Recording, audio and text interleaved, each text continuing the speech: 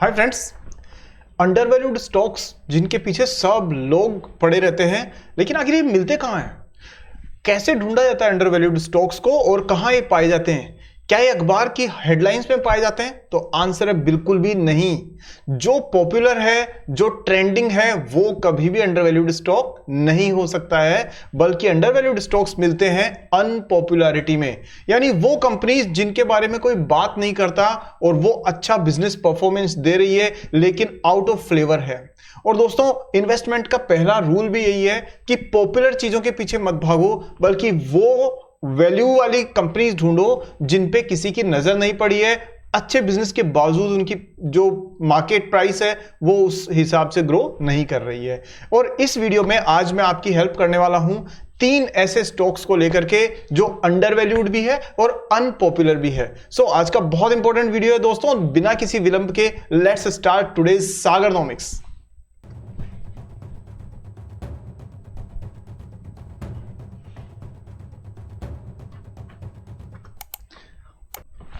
दोस्तों, एनालिसिस शुरू करते हैं। 3 स्टॉक्स के बारे में बात करेंगे जो अंडरवैल्यूड है बिकॉज ऑफ अनपॉपुलैरिटी। लेकिन सबसे पहले मैं रिक्वेस्ट करूंगा कि वीडियो को आप अभी से लाइक कर दीजिए, और क्योंकि बाद में आप भूल जाते हैं, और चैनल को सब्सक्राइब करके बेल आइकन ऑन कर दीजिए, क्योंकि ऐसी रिसर्च बेस्ड वीडियोस मैं आपके लिए लाता रहता हूं। और साथ में दोस्तों, अगर आप रेगुलरली अपडेट्स चाहते हैं और ये चाहते हैं कि स्टॉक मार्केट से संबंधित जो भी खास जानकारियां आपको है वो विजडम वाली जानकारियां तुरंत मिल जाएं, तो उसके लिए please consider joining our membership. तो नीचे ज्वाइन बटन है, उस पर क्लिक करके प्रोमो वीडियो देखिए और मेंबरशिप को ज्वाइन कीजिए, और मैं बनूंगा आपका दोस्त और शेयर करूंगा आपसे मार्केट की बहुत सी इनसाइट्स। साथ में दोस्तों, अगर आप सिस्टमैटिकली चीजों को सीखना चाहते हैं और बहुत आसान भाषा में बहुत यूजफुल तरीके से 30 मिनट्स में बूलियन लॉजिक की मदद से अपनी पूरी स्टॉक पोर्टफोलियो क्रिएट करना चाहते हैं, तो आपके लिए स्टॉक सिलेक्शन मास्टर क्लास बहुत जबरदस्त होने वाली है। उसका लिंक मिलेगा आपको इसी वीडियो के पिंड कमेंट में और डिस्क्रिप्शन में। दोनों लिंक मिल जाएंगे, मेंबरशिप का भी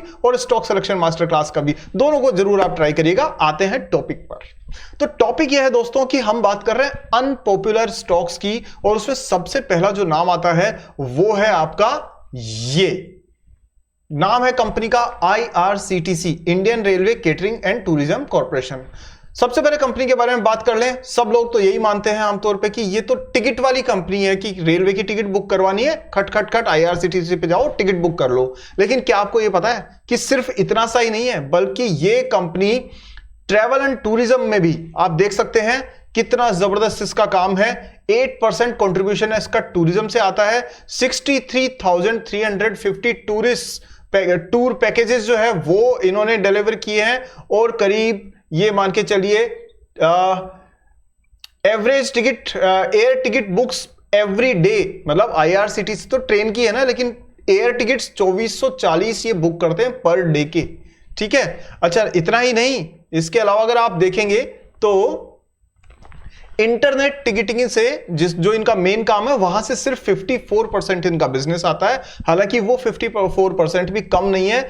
38,178 करोड़ रुपीस इनका 2022 में कलेक्शन था। और इन्होंने कितने टिकट्स बेचे थे दोस्तों? 4,000 लाख टिकट्स, यानी कि करीब करीब 41 करोड़ टिकट्स इन्होंने सेल किए हैं, वो भी 1 साल के अंदर। और सिर्फ इतना ही नहीं, इनके साथ में जो आप इस कंपनी के बारे में नहीं जानते वो सब चीजें मैं बता रहा हूं। यहां फूड बिजनेस का और पैकेज्ड फूड बिजनेस का स्पेशल इनका सेगमेंट है। और आपने वैसे तो IRCTC के बारे में सारे नेगेटिव चीजें ही सुनी होंगी, लेकिन दोस्तों क्या आपको मैं बता दूं कि IRCTC, आप 100 बातों में से अगर एक चीज गलती होती है, मीडिया उसको हाईलाइट करके कुछ भी हो सोशल मीडिया पे चला देते हैं, वो ठीक है, लेकिन कंपनी की क्वालिटी, फूड क्वालिटी रेगुलरली सुधरती जा रही है। हालांकि इसमें अभी भी बहुत कुछ सुधार होने को बाकी है, पर हम एक बिजनेसमैन की नजर से देखें, एक इन्वेस्टर की नजर से देखें, तो यहां आपको नजर और ध्यान रखना चाहिए, और वो ये है कि नंबर ऑफ फूड प्लाजाज कितने हैं? 306। इंडिया में करीब 650 टायर 1, टायर 2, टायर 3 सिटीज हैं, उसमें से 306 फूड प्लाजाज इनके हैं, उन सभी में जहां जहां स्टेशन है। साथ में जन आधार रेस्टोरेंट्स जो है 55 है, और इसके अलावा दोस्तों जो बेस किचन है वो इनकी 11 है, और नंबर ऑफ रिफ्रेशमेंट रूम्स 180 है। और अभी आपने ये भी देखा होगा कि ये इन्होंने अपने जो रेस्ट रूम्स है वो मेजर स्टेशंस पे रखने शुरू कर दिए हैं। जैसे फॉर एग्जांपल मैं आपको बताऊं कि आपने देखा होगा अयोध्या में जो मेन रेलवे स्टेशन है यानी जो अयोध्या जंक्शन है, वहीं पर आपको आईआरसीटीसी के खुद के रूम्स मिलते हैं जो आप इनकी वेबसाइट पर जाकर के बुक करवा सकते हैं टिकट का पीएनआर नंबर डाल करके। उसका फायदा ये होता है कि आपको इधर उधर जाने की जरूरत नहीं पड़ती है, होटल लेने के लिए आपको इधर उधर भटकना नहीं पड़ेगा, ट्रेन से उतरिए सीधा वहां रूम में जाइए, चेक इन कीजिए, अपना जो भी आपको रेस्ट वगैरह करना है दर्शन करिए मंदिर जाकर के, वापस आइए, और जब आपकी इच्छा करेगी तब आप चेकआउट करके वहां से अपनी ट्रेन में बैठिए और वापस अपने घर।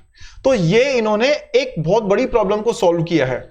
और इसी तरह से ये सिर्फ इतना ही नहीं, इनका बिजनेस सेगमेंट एक जबरदस्त जो है वो है ये वाला पैकेज्ड ड्रिंकिंग वाटर। आपने देखा होगा रेलवे स्टेशन पे पहले बिस्लेरी की और बाकी एक्वाफिना और इनकी बॉटल्स ज्यादा बिकती थी पानी की, लेकिन कंपनी ने एक बिजनेस अपॉर्चुनिटी को देखते हुए और इसको रेल नीर के तौर पर इन्होंने अपना खुद का एक ब्रांड लॉन्च किया, और आज 9% शेयर टोटल रेवेन्यूज में से रेल नीर से आ रहा है। ये सब आईआरसीटीसी की उसी के बिजनेस की अलग अलग सेगमेंट्स है। और 19 करोड़ टोटल बोटल्स जो है वो इन्होंने करीब सेल की है। 42% कैपेसिटी यूटिलाइजेशन ये इसका कर रहे हैं। और जो साइड में ये नक्शा आप देख रहे हैं इससे आपको पता पड़ता है पैकेजिंग कहां कहां होती है, मैन्युफैक्चरिंग कहां कहां होती है इनकी। सो ओवरऑल दोस्तों ये तो रहा इसका बेसिक बैकग्राउंड। अब बात करते हैं कि अनपॉपुलर क्यों है जी। तो अनपॉपुलर इसलिए है क्योंकि देखिए अभी करीब प्राइस चल रही है 885 के आसपास में, ठीक है। तो जैसा कि आप यहां देख सकते हैं कि ये मई 24 यानी कि मई के लास्ट से लेकर के और अभी तक जून जुलाई अगस्त सितंबर यानी करीब 4-5 महीने में 27% से ज्यादा स्टॉक गिरा। और अभी भी ये अपना जो मई के अंदर इसकी प्राइस थी 1126 से ऊपर और अभी चल रही है 871, यानी कि ये अपनी प्राइस से करीब 25% से ज्यादा करेक्ट हो चुका है। लेकिन क्या इसको करेक्ट होना चाहिए और आगे होने का क्या चांस है? आप पूछोगे सर ये तो पुराना डेटा है, आगे क्या बताओगे? तो आगे का देखो, यहां ध्यान दीजिए, यहां इनकी जो आरएसआई है उसका एक तरह से आप ये मान करके चलिए कि ये डाइवर्जेंस शुरू हो गया पॉजिटिव डायरेक्शन में, और उसका असर आपको हो सकता है आने वाले दिनों में स्टॉक प्राइस में दिखाई दे और एक बुल रन की शुरुआत हो सके इसमें। अब बात करते हैं कि भाई आप कहोगे कि ये तो ठीक है, लेकिन फिर भी ये बताइए हमें कि इसमें ऐसा क्या है कि आप इस कंपनी को क्यों आप इस पे इतना ध्यान दे रहे हैं। तो भाई देखिए 70,000 करोड़ की मार्केट कैप वाली कंपनी है, और अगर आप इसको ध्यान से देखें तो इसका आप ROE देखिए, रिटर्न ऑन कैपिटल एम्प्लॉयड, और ROCE 40 का ROE है इसका और 53 का ROCE है। और दोनों भी जब आप एक इन्वेस्टर के तौर पे आप चीजों को एनालाइज करते हैं तो आप देखते हैं बहुत सारे फैक्टर्स होते हैं, रेशियोज होते हैं, एनालिसिस टूल्स होते हैं, लेकिन ROE आपके लिए बहुत इंपॉर्टेंट होना चाहिए क्योंकि इन्वेस्टर को सबसे ज्यादा फायदा उसी से मिलता है। हालांकि और टूल्स भी होते हैं। अगर आप कहेंगे इंडस्ट्री के हिसाब से तो देखिए इंडस्ट्री का जो प्राइस टू अर्निंग रेशियो है वो है 59.8 और स्टॉक का खुद का प्राइस टू अर्निंग रेशियो है 59.5, यानी ये इंडस्ट्री के बराबर ही चल रहा है। पैग रेशियो भी 1.85 है, यानी कि आप इसी इंडस्ट्री में देखेंगे तो और ज्यादा आपको पैग रेशियो नजर आएगा। आप जाकर के देखिए रेलवे के स्टॉक्स में RVNL, IRFC और जो बहुत तेज दौड़ गए थे उनके मुकाबले में कहीं ना कहीं अंडरवैल्यूड है। और साथ में डेट टू इक्विटी तो है ही नहीं, इसमें डेट फ्री है। 18% की सेल्स ग्रोथ रही है, लेकिन इससे डबल के आसपास में प्रॉफिट ग्रोथ रही है पिछले 5 साल के हिसाब से। तो कंपनी में तो कहीं कोई समस्या नजर नहीं आ रही है। लेकिन और सबसे बड़ी बात है देखिए इसके कंपटीशन में एक्चुअली कोई है ही नहीं इस इंडस्ट्री में और कोई है ही नहीं। इसको कहते हैं मोनोपोलिस्टिक बिजनेस और इसका फायदा इसको जरूर मिलना चाहिए। अच्छा, अब बात करते हैं दोस्तों दूसरे स्टॉक की जो कि आपके लिए बहुत ही जाना पहचाना नाम है लेकिन बहुत इंपॉर्टेंट है, और वो है दोस्तों आपका बर्जर पेंट्स। अब आप पूछेंगे कि बर्जर पेंट्स क्यों ले रहे हैं? आप एक तरफ रेलवे स्टॉक लेते हैं, दूसरी तरफ बर्जर पेंट क्यों लेते हैं? क्योंकि देखो दोस्तों, अगर इन्वेस्टर है तो इन्वेस्टर के तौर पे हमेशा हमें डाइवर्सिफाइड पोर्टफोलियो में बनाना जरूरी होता है, क्योंकि जरूरी है कि हम हमारे रिस्क को हेज करके चलें।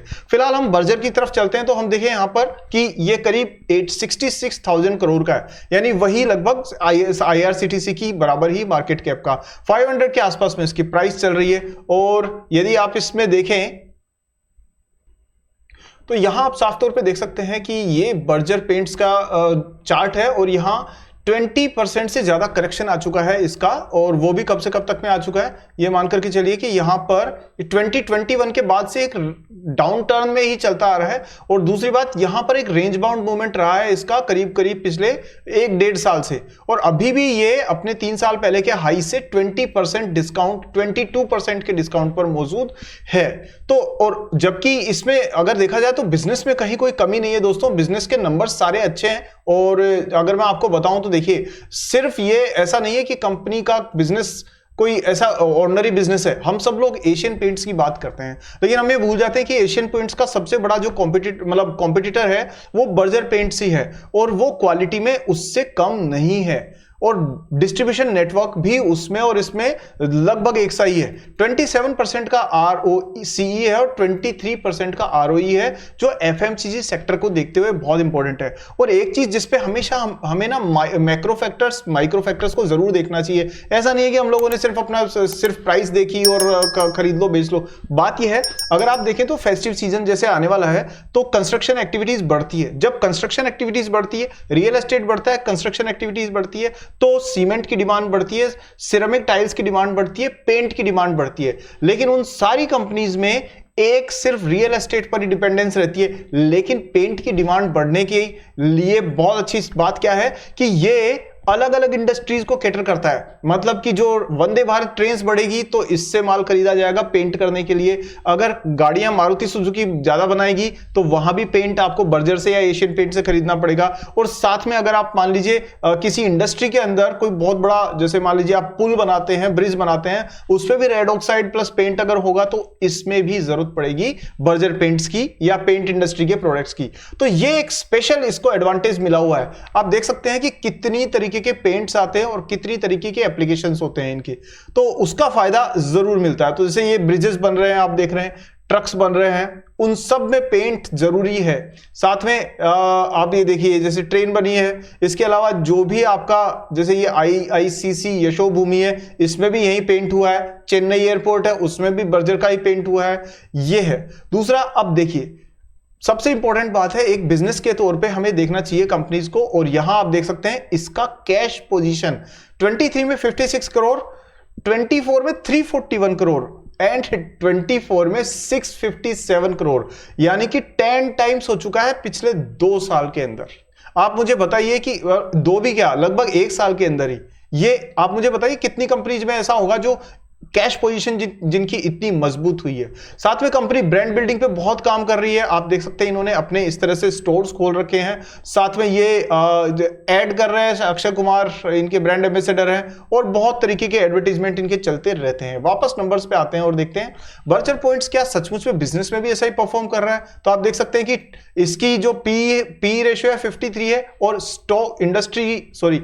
इसका पी रेशियो 56 है और इंडस्ट्री का 53 है, यानी लगभग बराबर सा ही चल रहा है। जरा देखें कि बाकी सारी इंडस्ट्री के मुकाबले में कहां है ये। तो आप ये देखिए, यहां पर आप देख सकते हैं एशियन पेंट्स का पी रेशियो हालांकि थोड़ा सा इससे ज्यादा लगभग वैसा ही है, और पूरी इंडस्ट्री में बाकी सारे जो स्टॉक्स हैं उनका भी पी रेशियो लगभग मिलता जुलता ही है। लेकिन क्या चीज इसको स्पेशल बनाती है, वो बनाती है इसके ROCE और ROE, और वो आप देख सकते हैं दोनों ही केसेस में अच्छी खासी है। हालांकि इसमें अभी भी लीडर एशियन पेंट्स ही है, लेकिन दोस्तों वो प्राइस भी तो देखिए ना कितना ज्यादा चेंज हो चुकी है। अब जरा बात करें शेयर होल्डर्स की, तो वहां हम देख सकते हैं कि शेयर होल्डर पैटर्न में, तो देखिए शेयर होल्डिंग पैटर्न में आप साफ तौर पे देख सकते हैं यहां पर कि जो FIIs प्रमोटर्स है 75% के आसपास लेके बैठे हुए हैं, और जो FIIs है वो करीब 10% के आसपास लेके बैठे हैं। हालांकि FIIs ने अभी कुछ टाइम पहले हल्की करी है अपनी पोजीशन, लेकिन वो ये कि जब प्राइस में उनको फायदा मिलता है तो उन्होंने सेल ऑफ कर दिया। अगर बात करें हम लोग DIIs की, तो DIIs ने वो पूरा हिस्सा खरीद लिया खुद जो FIIs ने सेल किया है, और जो पब्लिक है उनके पास लगभग उतनी 9-10% की शेयर होल्डिंग बनी हुई है। सो ये एक प्लस पॉइंट है जिसकी वजह से बर्जर को देखना चाहिए, क्योंकि इसका मल्टी मल्टी इंडस्ट्री एप्लीकेशन है और मल्टी सीजन एप्लीकेशन है इसका। अब बात करते हैं हम लोग थर्ड स्टॉक की। और हाँ, मैं आपको ये जरूर बताऊंगा, अगर आपको वीडियो यहां तक वैल्यूएबल लगा है तो दोस्तों जरूर इसको सब्सक्राइब करिए चैनल को, और बेल आइकन को ऑन करिए, और वीडियो को लाइक करके शेयर करिए। इससे मेरा हौसला बढ़ता है, मैं आपके लिए और मेहनत करके अच्छा कंटेंट लाने की कोशिश करता हूं। Content in the sense research, यहां कोई एंटरटेनमेंट तो है नहीं। चलिए थर्ड पॉइंट पे चलते हैं। तीसरा स्टॉक आपकी स्क्रीन पर दोस्तों ये रहा। दोस्तों तीसरा जो स्टॉक है आपकी स्क्रीन पर वो है टेनला सिस्टम। अब टेनला प्लेटफॉर्म जो है यानी टेनला सिस्टम जो है उसकी खास बात क्या है ये मैं आपको बताऊं, लेकिन उससे पहले आप ये देख लीजिए कि कितना करेक्शन आ चुका है इसमें। यानी कि ये दोस्तों करीब करीब 22 के अंदर ये पीक पर था, और तब से लेकर के और अभी तक ये 60% करेक्ट हो चुका है। यानी एक टाइम था जब इसमें जबरदस्त तेजी देखी गई थी। आप देख रहे हो ये लंबी एकदम कतार बनी हुई, और उसके बाद से जब ये गिरना शुरू हुआ तो फिर ऐसा गिरना शुरू हुआ कि वो संभला ही नहीं। ये देखिए यहां से ये प्राइस बढ़नी शुरू हुई इसकी, और उसके बाद में ये अच्छी खासी रैली देने के बाद यहां से कंटिन्यूअसली मंथली चार्ट पर हम लोग देख रहे हैं कंटिन्यूअसली ये रैली इसने दी। करीब करीब 80 रुपीज से शुरू हुआ और ये पहुंच गया दोस्तों करीब, मान करके चलिए ये 1200 रुपए से ऊपर जाकर के पहुंच गया। 1800 रुपए तक इसने लगभग टच किया, और उसके बाद में जो रैली इसकी खत्म हुई है और ये करेक्ट होना शुरू हुआ है, तो लास्ट में करीब करीब 800 के आसपास में अभी ट्रेड करता हुआ नजर आ रहा है। तो पहले मैसिव रैली और फिर मैसिव करेक्शन, और उसके बाद में 60% करेक्ट होने की वजह क्या थी और उसका आगे क्या होने वाला है ये जरा देखते हैं। पहले बात करते हैं टेनला प्लेटफॉर्म एक्चुअली करती क्या है। तो टेनला प्लेटफॉर्म बेसिकली दोस्तों ये आपके जो कॉर्पोरेट कम्युनिकेशन है उसको हैंडल करती है। यानी अगर देखिए मैं सीधे शब्दों में कहूं तो आप अगर कोई बैंक में ट्रांजैक्शन करते हैं तो आपको तुरंत एक एसएमएस आ जाता है, ठीक है। तो कहीं ना कहीं वो टेनला सिस्टम की सर्विसेज का असर है।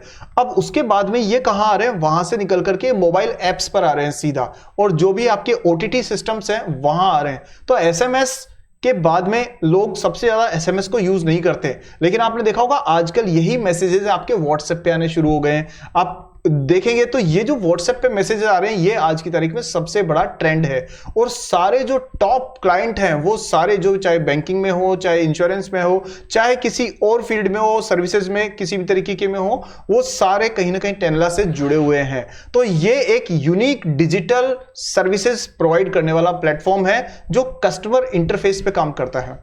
अब बात करते हैं दोस्तों इसके बिजनेस के बैकग्राउंड की। तो हमने देखा कि Airtel, SRF, Google, Facebook, LinkedIn, HDFC bank, Kotak bank, axis bank, camps, department of telecommunication, true collar, सब इसके कस्टमर हैं। यानी 50% ऑफ द कस्टमर्स जो हैं वो टॉप 50 कस्टमर्स इनके पास में 7 ईयर्स से, मतलब टॉप क्वालिटी के कस्टमर्स प्लस टॉप समय तक रहना, लंबे समय तक 7 ईयर्स तक रहना, ये तभी हो सकता है जब कंपनी एक्स्ट्रा ऑर्डिनरी परफॉर्मेंस दे रही हो। जरा इसके नंबर्स पे, फंडामेंटल्स पे ध्यान दें तो 860 रुपीज की प्राइस अभी एट प्रेजेंट है, वो कम ज्यादा हो सकती है। आप देखेंगे जब 11,000 करोड़ की मार्केट कैप है, यानी कि बहुत बड़ी कंपनी नहीं है लेकिन फिर भी छोटी भी नहीं है। साथ में पैग रेशियो के हिसाब से साफ तौर पे अंडर वैल्यूड है। और आप देखेंगे इंडस्ट्री की जो पीई है वो 39 है और इसकी स्टॉक का जो प्राइस टू अर्निंग रेशियो है 20 है। लेकिन क्या इससे कंपनी की परफॉर्मेंस खराब हो गई? क्या कंपनी सस्ती है, सीधा सीधा आधे रेट पर मिल रही है? आप देख रहे हो जितनी इसकी प्राइस होनी चाहिए उसकी 50% पे मिल रही है। लेकिन क्या कंपनी में प्रॉब्लम है? तो आप देख सकते हैं 38 का प्राइस टू अर्निंग रेशियो इसने दिया है। तो कंपनी में ऐसी कोई प्रॉब्लम तो होनी नहीं चाहिए। और रिटर्न ऑन इक्विटी भी 30 से ज्यादा रहा है। Again it means that company is doing good. अच्छा, अब बात कर रहे हैं कि इनके जो कस्टमर्स हैं उनमें से एक आध कोई कस्टमर छोटा मोटा लूज होने से मार्केट में नेगेटिविटी फैलती है और ऐसी कंपनीज अंडर वैल्यूड हो जाती है अनपॉपुलर होने के बारे में। आजकल आपने देखा है कोई बात कर रहा है टेनला सिस्टम की? पहले तो सारे इसी की बातों में लगे रहते थे। तो इसलिए अनपॉपुलर स्टॉक्स में आपको मिल जाता है मौका। अब जरा एक बार इसके बिजनेस पे नजर डालें तो देखिए दोस्तों, ये कंटिन्यूअसली ग्रोथ पाथ पे चलने वाली कंपनी है। देखिए यहां पर 2013 में 117 करोड़ से शुरू की सेल से शुरू हुई 3,900 यानी 4,000 करोड़ की सेल तक कंपनी पहुंच चुकी है।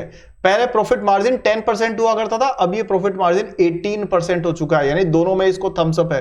तीसरी चीज ये कि नेट प्रॉफिट, पहले नेट लॉस होता था क्योंकि कंपनी छोटी कंपनी थी, इन्वेस्टमेंट ज्यादा थे। अब 550 करोड़ रुपीस का नेट प्रॉफिट है इसको। पहले कंपनी डिविडेंड नहीं देती थी, उसके बाद में कंपनी ने डिविडेंड देना शुरू किया और कंपनी कंटिन्यूअसली डिविडेंड देती गई। बस ये एक बीच में एक शायद कोविड के टाइम पे छोड़ा है इसने, बाकी कंपनी ने कभी डिविडेंड देना बंद नहीं किया। सेल्स ग्रोथ हो, चाहे प्रॉफिट ग्रोथ हो, चाहे आपके स्टॉक प्राइस हो, इनमें सब में, और चाहे रिटर्न ऑन इक्विटी हो, इन चारों सेक्शंस में से सिर्फ स्टॉक प्राइस को छोड़कर के सब में अच्छी ग्रोथ आपको देखने को मिल रही है। इसका मतलब स्टॉक की प्राइस उस हिसाब से ग्रो नहीं कर पाई जिस तरह से करनी चाहिए थी, और ये अनपॉपुलर कंपनीज का एक उदाहरण है।